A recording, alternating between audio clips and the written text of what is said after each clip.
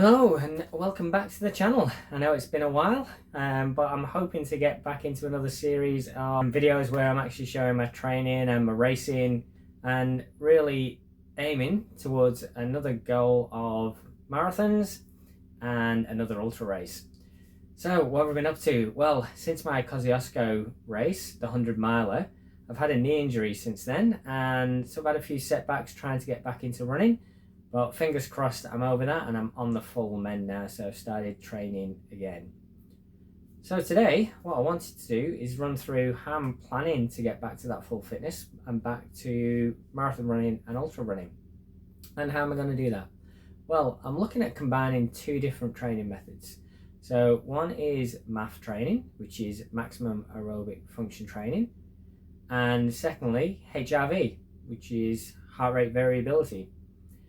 I'm hoping that by combining both of these methods, one, I'll actually get my aerobic capacity and my endurance back up and running through the MAF training, but two, with HRV training, really managing the stress levels, making sure that I'm not pushing it too far, and also knowing when I can push it that little bit more. To track my progress on how my training's going, I'll basically be documenting the video each week, and each month I will be completing a MAF test, which will give me a good view of what my maximum aerobic function is. And I'll also be tracking really my race pace, really with a 5K park run every month. And really hopefully to see that improvement and get myself back to full fitness over the next few months.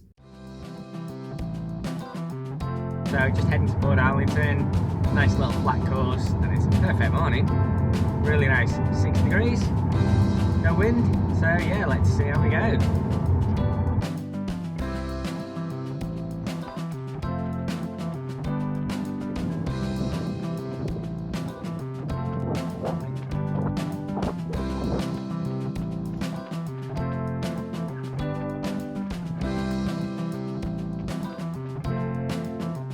Very happy with that, 1927. That's a good baseline, so still down that and build there. What a perfect morning for a run, look at this. Wow, it's beautiful. So, what is MAF training? Well, MAF training is a method that was developed by a guy called Phil Maffetone, and it stands, as I mentioned earlier, for maximum aerobic function. It's really a method to help improve that aerobic baseline, and really the principles of it is that you're training to a heart rate that you don't go above. So you've got a heart rate ceiling, put a heart rate monitor on, you determine what your maximum heart rate should be, and you don't go above that. You basically do all your training at that lower intensity. You can increase the volume, but you're keeping that intensity nice and low with the idea to teach your body to burn fat for fuel, which really increases that aerobic base, which means then you actually need less energy to take on for endurance exercises, which then means you can go longer. To determine what your maximum heart rate should be, the easiest method is actually just using 180 minus your age, which really gives you that ceiling level. So for me, being 48, 180 minus my age, that's 132. So most of my training will aim to really keep that as the top level ceiling and keep my training below that. Now, one of the good principles of MAF training is to measure what your baseline is, and to do that you set a course. Phil Maffetone recommends a 5-mile course. For me, I'll be doing this at lunchtime, so I can actually I've cut that down to a 5K run. So I do a 1K warm up, 5K run, 1K warm down, and really setting what that baseline is. So I've done that this week. Let's see how we go.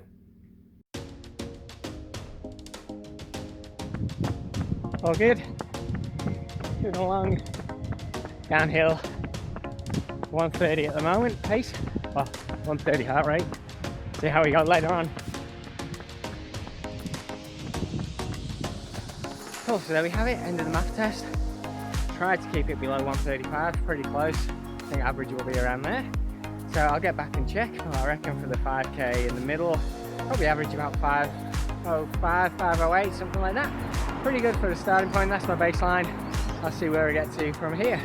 But you'll see that it was nice and cruisy on the way out, nice strong tailwind, turn around, nice strong headwind, so that will reflect in sort of the times for the Ks. But yeah, good starting point, got baseline, let's build from here. So there's the baseline, here we go, 503, let's see where we get to from here.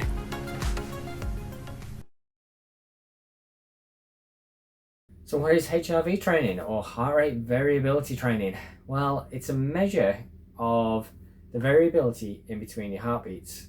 So when you actually breathe in, your heart rate actually increases, and when you breathe out, your heart rate decreases. And so there's a gap in between. So when you're breathing in, heart rate's actually bum bum bum. When you're breathing out, it's bum bum bum. And there's a variability there. And that actually gives you a good measure of your stress levels and your recovery levels, and gives you a good balance between your sympathetic nervous system and your parasympathetic nervous system.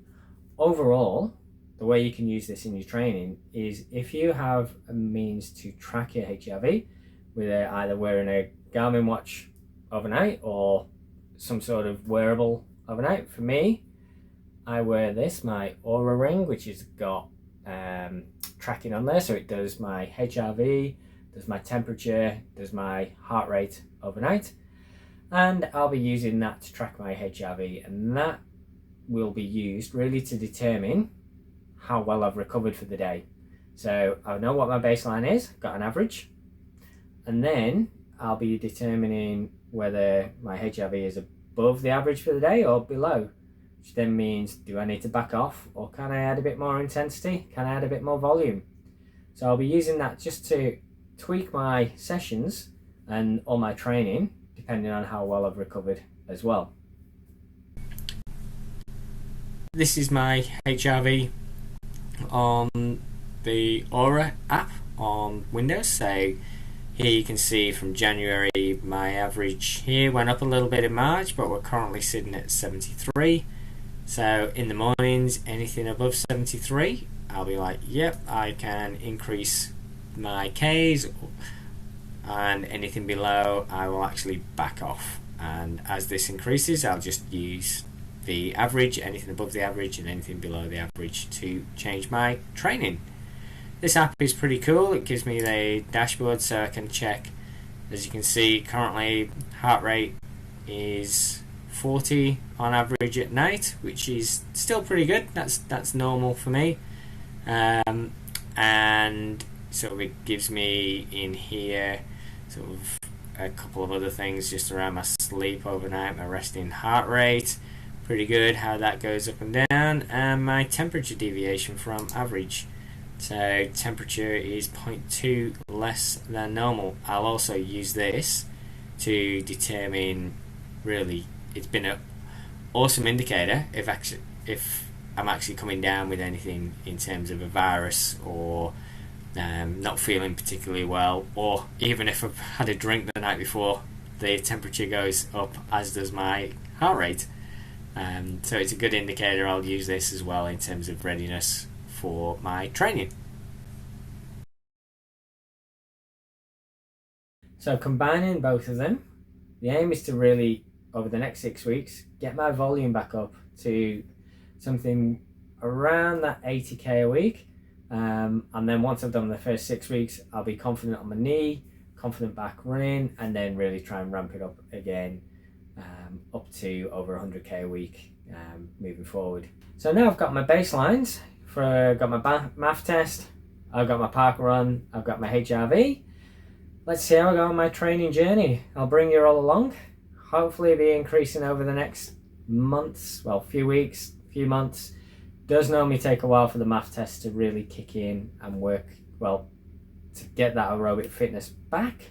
But we'll see how we go. And yeah, aim for another race, September, October. I'll probably throw a few little ones in there. But fingers crossed, all goes to plan. Catch you next time.